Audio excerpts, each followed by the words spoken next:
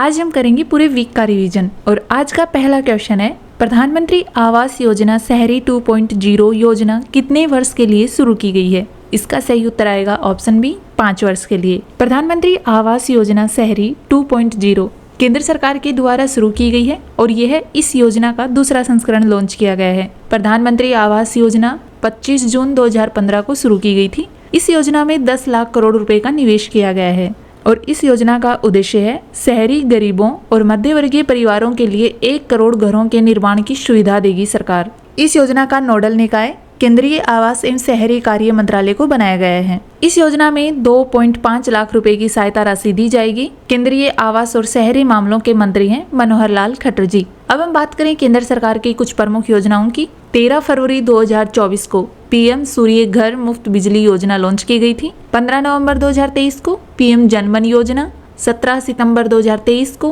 PM Vishwakarma योजना, 1 सितंबर 2023 को मेरा बिल मेरा अधिकार योजना, ये वित्त मंत्रालय के द्वारा लॉन्च की गई थी। विवाद से विश्वास 2.0 योजना वित्त मंत्रालय के द्वारा शुरू की गई थी 2 अगस्त 2023 को।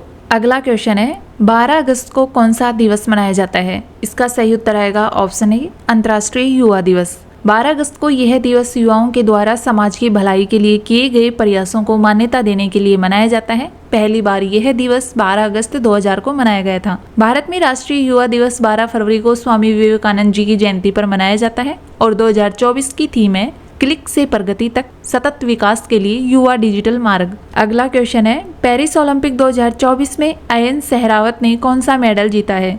इसका सही उत्तर आएगा option B bronze medal. Paris Olympic 2024 में अमन रेसलिंग में मेडल जीतने वाले एकमात्र खिलाड़ी हैं। ये 21 साल 24 दिन के भारत के सबसे युवा ओलंपिक मेडलिस्ट बने हैं। बात करें पेरिस ओलंपिक 2024 में भारत की जीत की तो भारत ने 6 पदक जीते हैं, 1 सिल्वर मेडल और 5 ब्रॉन्ज मेडल। नीरज चोपड़ा ने भाला फेंक में सिल्वर मेडल जीता है। अमन सहरावत ने कुश्ती में ब्रॉन्ज मेडल जीता है। मनु भाकर ने शूटिंग में ब्रॉन्ज मेडल जीता है। भारतीय पुरुष हॉकी टीम ने ब्रॉन्ज मेडल जीता है। स्वप्निल कुसाले ने शूटिंग में ब्रॉन्ज मेडल जीता है। मनु भाकर और सरबजोत सिंह की जोड़ी ने शूटिंग में कांस्य पदक जीता है। ग्रीष्मकालीन ओलंपिक 2024 की बात करें तो ये पेरिस में आयोजित हुए हैं। 33वां संस्करण आयोजित किया गया है और इनका आयोजन 26 जुलाई से 11 अगस्त 2024 तक हुआ है। मेजबानी की है फ्रांस के पेरिस शहर में। इनमें 4 नए खेलों को शामिल किया गया था, ब्रेकिंग, सर्फिंग, स्पोर्ट क्लाइंबिंग और स्केटबोर्डिंग। आदर्श वाक्य था यूनाइटेड बाय इमोशन। इस बार पेरिस ओलंपिक के लिए तैयार किए गए मेडल में एफिल टावर के 18 ग्राम का टुकड़ा लगाया गया था। उद्घाटन समारोह हुआ था सीन नदी पर और समापन समारोह हुआ था स्टेड डी फ्रांस स्टेडियम में। अगला क्वेश्चन है, grand collar of the order of Timor Leste से किसे सम्मानित किया गया है? इसका सही उत्तर आएगा ऑप्शन सी द्रौपदी मुर्मू जी को। तिमोर लेस्ते के द्वारा राष्ट्रपति द्रौपदी मुर्मू जी को सर्वोच्च नागरिक सम्मान grand collar of the order of Timor Leste से सम्मानित किया गया है। राष्ट्रपति मुर्मू जी ने फिजी, न्यूजीलैंड और तिमोर लेस्ते का दौरा किया है। तिमोर लेस्ते की यात्रा करने वाली राष्ट्रपति मुर्मू जी पहली भारतीय राष्ट्रपति हैं। फिजी की यात्रा पर राष्ट्रपति को companion of the order of Fiji से सम्मानित किया गया था। तिमोर लेस्ते की बात करें तो तिमोर लेस्ते पहले पूर्वी तिमोर के नाम से जाना जाता था। यह दक्षिण पूर्व एशिया में एक द्वीप देश है। तिमोर लेस्ते को इंडोनेशिया से 2002 में औपचारिक स्वतंत्रता प्राप्त हुई थी। बात करें तिमोर लेस्ते के राष्ट्रपति जी कौन है? जोस रामोस होर्टा। उनको 1996 में नोबेल शांति पुरस्कार मिला था। तिमोर लेस्ते की राजधानी है दिल्ली। मुद्रा है अमेरिकी डॉलर। अब हम बात करते हैं 2024 के कुछ इंपॉर्टेंट पुरस्कार की। गोल्डमैन पर्यावरण पुरस्कार दिया गया है आलोक शुक्ला जी को। आर्यभट्ट पुरस्कार दिया गया है पाउलूरी सुब्बाराव जी को। KISS मानवतावादी सम्मान 2021 दिया गया था रतन टाटा जी को। लच्छू महाराज पुरस्कार दिया गया था पंडित राजेंद्र गगानी जी को। ग्लोबल मीडिया अवार्ड्स दिया गया था AI एंकर सना को। कैम्ब्रिज समर्पित शिक्षक पुरस्कार दिया गया था जीना जस्टिस जी को। लता दीनानाथ मंगेशकर पुरस्कार दिया गया था अमिताभ बच्चन जी को। लॉरेंस वर्ल्ड स्पोर्ट अवार्ड 2024 दिया गया था नोवाक जोकोविच को। अगला क्वेश्चन है, भारत और किस देश के बीच UPI शुरू करने के लिए समझौता हुआ है? इसका सही उत्तर आएगा ऑप्शन सी मालदीव के बीच। UPI की फुल फॉर्म होती है unified payments interface. S Jaishankar ji 3 दिवसीय आधिकारिक यात्रा पर गए थे मालदीव की। भारत और मालदीव ने UPI शुरू करने के लिए एक समझौते पर हस्ताक्षर किए थे और इस समझौते से मालदीव के पर्यटन पर सकारात्मक प्रभाव पड़ने वाला है। यूपीआई एक ऐसा सिस्टम है जिससे तुरंत पेमेंट होता है। इसकी मदद से मोबाइल प्लेटफॉर्म पर दो पक्ष आपस में एक दूसरे को पैसे ट्रांसफर कर सकते हैं। यूपीआई लागू होने वाले देश हैं सिंगापुर, मलेशिया, संयुक्त अरब अमीरात, फ्रांस और नेपाल। कुछ इंपॉर्टेंट करंट अफेयर की बात करते हैं। फोन पे और लंका पे के बीच एक समझौता हुआ है। इसके बाद श्रीलंका में भी यूपीआई के माध्यम से पेमेंट हो सकता है। एनपीसीआई ने यूपीआई भुगतान प्रणाली विकसित करने के लिए बैंक ऑफ नामीबिया के साथ समझौता किया है। हिताची पेमेंट सर्विसेज ने भारत का पहला यूपीआई एटीएम लॉन्च किया है। अगला क्वेश्चन है, हाथी ऐप किस राज्य सरकार के द्वारा लॉन्च किया गया है? इसका सही उत्तर आएगा ऑप्शन बी, असम राज्य के द्वारा। विश्व हाथी दिवस मनाया जाता है 12 अगस्त को। असम सरकार ने बढ़ते मानव हाथी संघर्ष को कम करने के प्रयास में हाथी ऐप लॉन्च किया है। इस ऐप का उद्देश्य है सह अस्तित्व को बनाए रखते हुए मनुष्यों और हाथियों के बीच संघर्ष को कम करना। इस ऐप के माध्यम से हाथियों की गतिविधियों, उनके द्वारा किए गए नुकसानों के बारे में वास्तविक समय की जानकारी के बारे में पता चलेगा। 2010 में हाथी को भारत का राष्ट्रीय धरोहर पशु घोषित किया गया था। अब हम बात करें असम राज्य के बारे में। असम राज्य की राजधानी है दिसपुर। मुख्यमंत्री हैं हिमंत बिस्वा शर्मा जी। राज्यपाल हैं लक्ष्मण प्रसाद आचार्य जी। असम राज्य में विधानसभा की कुल सीटें हैं 126, लोकसभा की कुल सीटें हैं 14 और राज्यसभा की कुल सीटें हैं 7। अब हम जानेंगे कि असम में कौन कौन से राष्ट्रीय उद्यान हैं। काजीरंगा राष्ट्रीय उद्यान, डिब्रू सेखोया राष्ट्रीय उद्यान, मानस राष्ट्रीय उद्यान, औरंग राष्ट्रीय उद्यान, नामेरी राष्ट्रीय उद्यान। अगला क्वेश्चन है, छात्राओं को सैनिटरी नैपकिन खरीदने के लिए नगद राशि देने वाला पहला राज्य कौन सा बना है? इसका सही उत्तर आएगा ऑप्शन सी, मध्य प्रदेश राज्य। मध्य प्रदेश सरकार ने स्कूल की छात्राओं को सैनिटरी नैपकिन खरीदने के लिए नगद पैसे देने की घोषणा की है। इस योजना से 7वीं से 12वीं कक्षा तक की स्कूली लड़कियों को इस योजना का लाभ मिलेगा। स्कूल की छात्राओं को 1 साल के लिए 300 रुपये मिलेंगे। मध्य प्रदेश सरकार ने 2016 में मासिक धर्म से जुड़े मिथक और वर्जनाओं से निपटने के लिए उदिता योजना शुरू की थी। अब हम बात करें 2024 के कुछ प्रमुख कार्यों की, जो अलग अलग राज्यों में पहली बार शुरू किए गए हैं। अनाथ बच्चों के लिए योजना बनाने वाला पहला राज्य है हिमाचल प्रदेश। 10 वर्षों के लिए सड़क सुरक्षा के लिए कार्य योजना अपनाने वाला पहला राज्य है राजस्थान। सरकारी ओटीटी प्लेटफॉर्म लॉन्च करने वाला पहला राज्य है केरल। ट्रैफिक ऑडिट कराने वाला पहला राज्य है बिहार। देश का पहला डार्क स्काई पार्क पेंच टाइगर रिजर्व महाराष्ट्र में है। दुनिया की पहली वैदिक घड़ी लगाई गई है उज्जैन मध्य प्रदेश में। भारत की सबसे बड़ी जलवायु घड़ी लगाई गई है नई दिल्ली में। दुनिया का सबसे बड़ा टेलीकॉम कंपनी है रिलायंस जियो। अंतरिक्ष की यात्रा करने वाले पहले भारतीय पर्यटक हैं गोपी थोटाकुरा। भारत का पहला गर्ल्स सैनिक स्कूल की शुरुआत हुई थी मथुरा उत्तर प्रदेश में। भारत की पहली 100% इलेक्ट्रिक टैक्सी की शुरुआत असम राज्य में की गई है।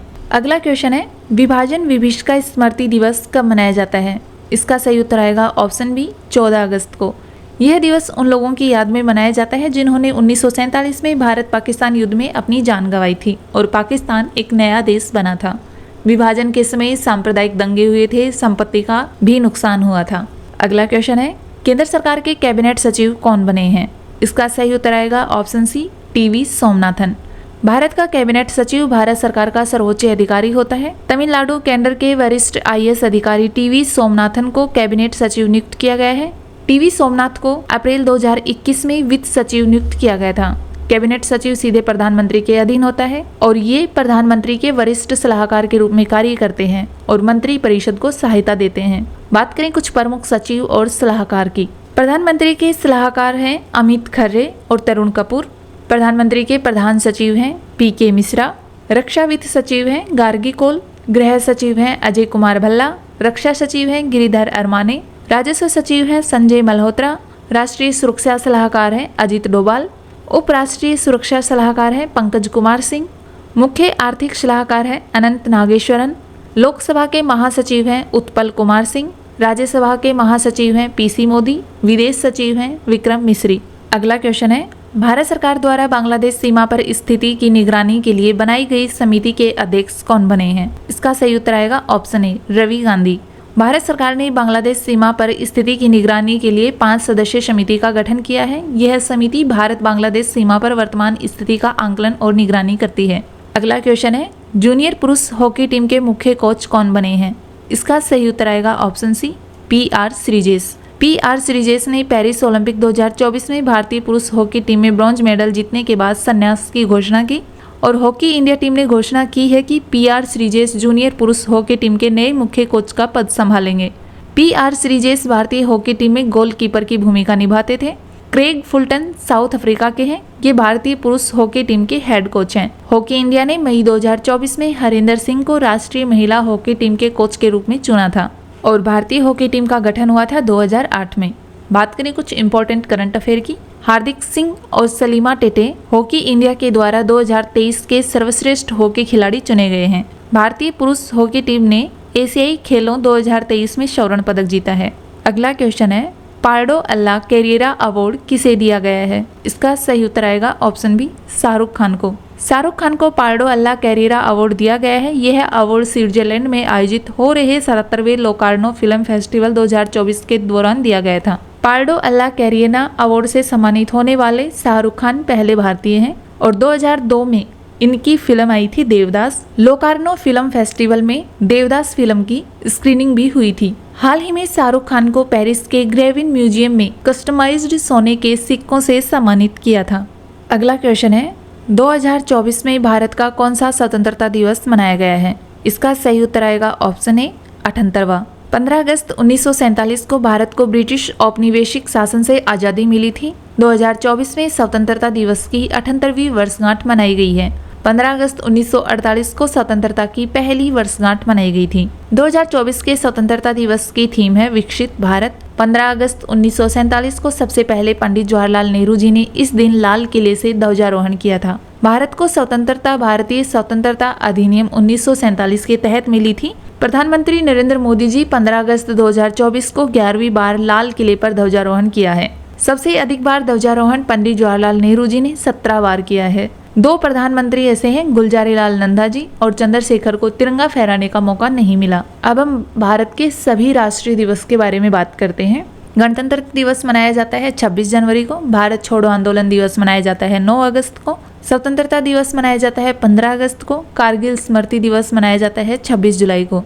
विभाजन विभीषिका स्मृति दिवस 14 अगस्त को। संविधान हत्या दिवस 25 जून को। सेना दिवस 15 जनवरी को। पराक्रम दिवस, इस दिन नेताजी सुभाष चंद्र बोस जी की जयंती होती है, वो मनाई जाती है 23 जनवरी को।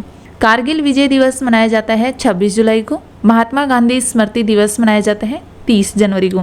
अगला क्वेश्चन है, फ्लड वॉच इंडिया 2.0 ऐप किस मंत्रालय के द्वारा लॉन्च की गई है? इसका सही उत्तर आएगा ऑप्शन सी, जल शक्ति मंत्रालय के द्वारा।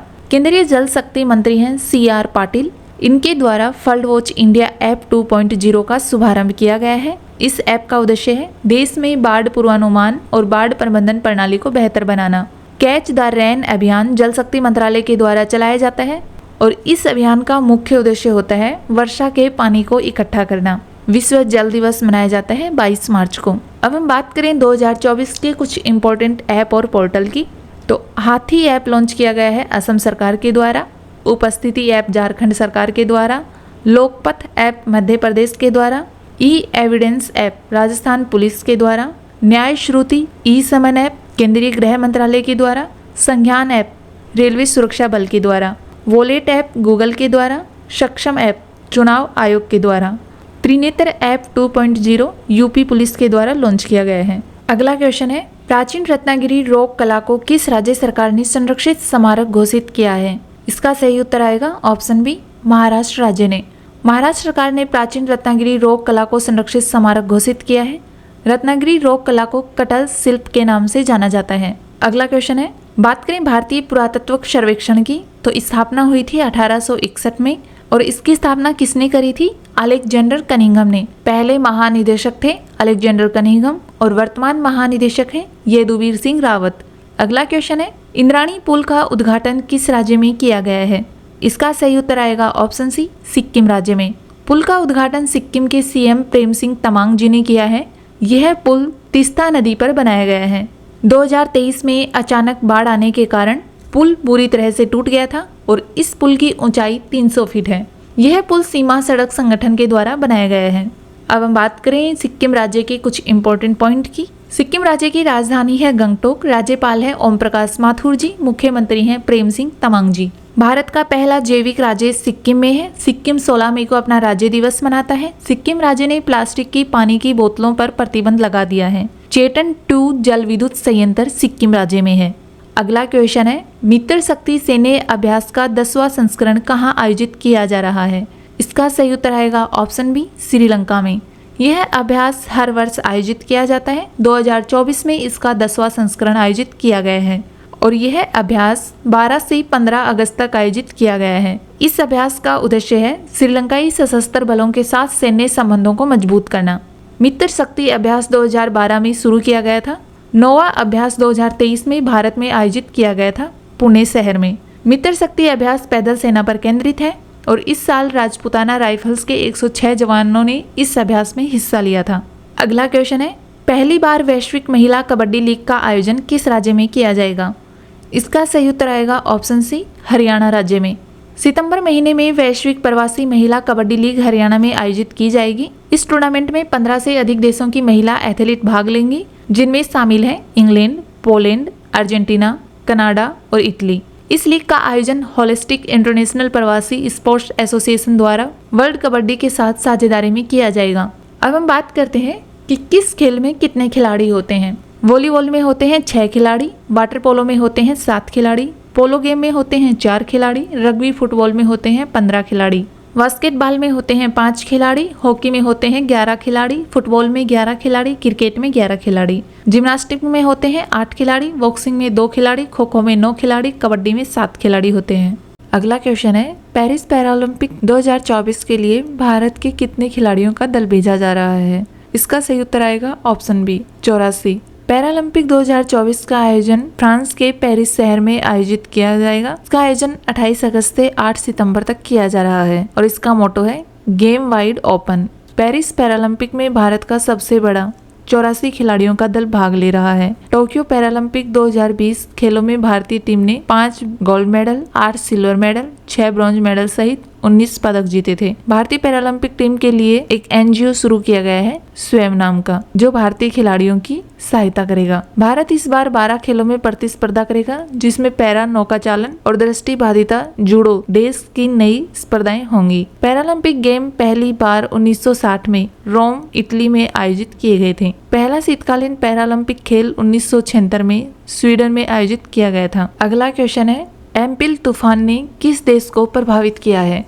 इसका सही उत्तर आएगा ऑप्शन सी, जापान को। जापान में एम्पिल तूफान पूर्वी तट से टकराया है। जापान में मई से नवंबर तक के महीने को टाइफून सीजन कहा जाता है। इस दौरान 20 तूफान आते हैं। टाइफून सीजन में भी अगस्त सितंबर के महीने में सबसे ज्यादा तूफान आते हैं। एम्पिल तूफान साल का 7वां तूफान है। अगला क्वेश्चन है, कृषि मंत्री शिवराज सिंह चौहान जी ने किसानों के लिए कौन सा रेडियो कार्यक्रम शुरू किया है? इसका सही उत्तर आएगा ऑप्शन सी, किसान से बात। किसानों से जुड़े और उनकी समस्याओं को समझने के लिए कृषि मंत्री शिवराज सिंह चौहान ने किसान से बात नाम का एक मासिक रेडियो कार्यक्रम लॉन्च किया है। यह कार्यक्रम प्रधानमंत्री नरेंद्र मोदी जी के लोकप्रिय रेडियो कार्यक्रम मन की बात से प्रेरित है।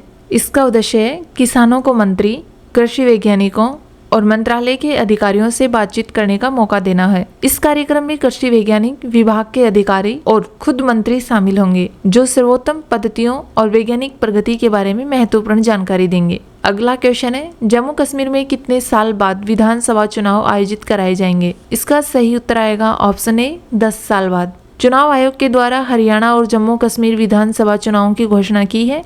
जम्मू कश्मीर में चुनाव 3 चरणों में होंगे, 18 सितंबर, 25 सितंबर और 1 अक्टूबर 2024 को। हरियाणा में चुनाव 1 चरण में होंगे, 1 अक्टूबर 2024 को। वोटों की गिनती 4 अक्टूबर 2024 को होगी। जम्मू कश्मीर का पिछला विधानसभा चुनाव 2014 में हुए थे।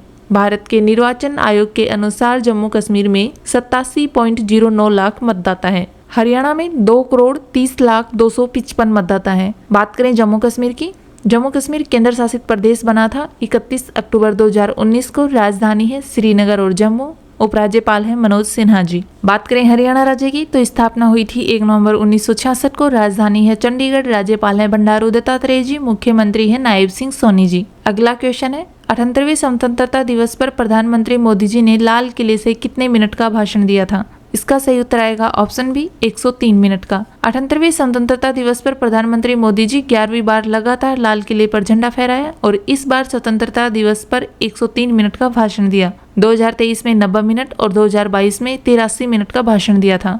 2024 के स्वतंत्रता दिवस पर 6000 से ज्यादा स्पेशल गेस्ट को भी आमंत्रित किया गया है। इनमें किसान, युवा, महिलाएं और आदिवासी शामिल थे। बात करें स्वतंत्रता दिवस पर मोदी जी की घोषणाओं के बारे में, तो अगले 5 साल में 75,000 नई मेडिकल सीटें बढ़ाई जाएंगी। 1 लाख युवा राजनीति में लाए जाएंगे। 2030 तक रेलवे को नेट जीरो एमिशन के लक्ष्य तक पहुंचाना है। कुछ अन्य इम्पोर्टेंट फैक्ट की बात करें तो 2024 के स्वतंत्रता दिवस की थीम है विकसित भारत। नरेंद्र मोदी जी ने 11 बार झंडा फहराया है 2014 से 2024 तक। इंदिरा गांधी जी ने 16 बार 1966 से 1976 तक और 1980 से 1984 तक। 15 अगस्त 1947 को लाल किले में स्वतंत्रता दिवस समारोह के दौरान पहली बार राष्ट्रीय ध्वज पंडित नेहरू जी ने फहराया था। भारत के विभाजन की घोषणा 3 जून 1947 को की गई थी। 1986 में भारतीय राष्ट्रीय कांग्रेस के कलकत्ता अधिवेशन में पहली बार वंदे मातरम गाया गया था। 24 जनवरी 1950 को संविधान सभा ने राष्ट्रीय गीत अपनाया था।